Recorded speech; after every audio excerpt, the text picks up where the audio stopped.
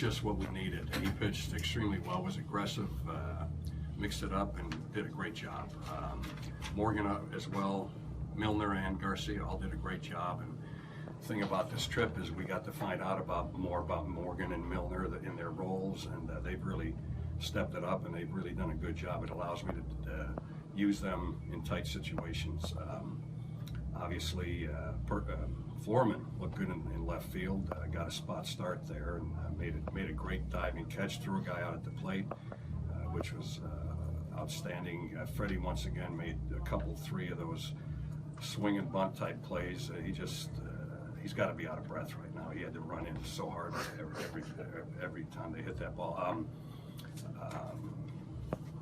Hoskins, obviously, another home run, his fifth, gave us that little insurance run we needed. And who else? That one in the eighth, Alfaro, Williams, and who's the last guy?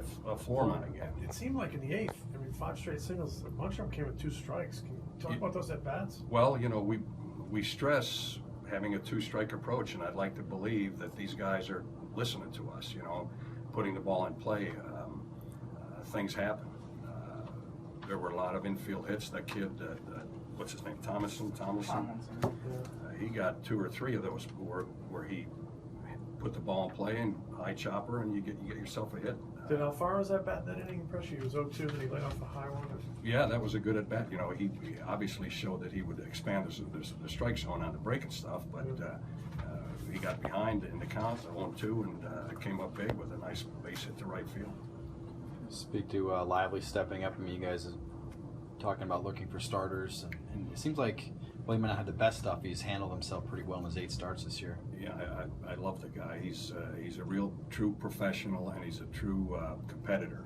He goes out there to beat you. He doesn't hurt himself by spraying the ball all over the place. He attacks hitters, and he does the best he can with what he's got, and it's working. His ERA was under 4 before he got here.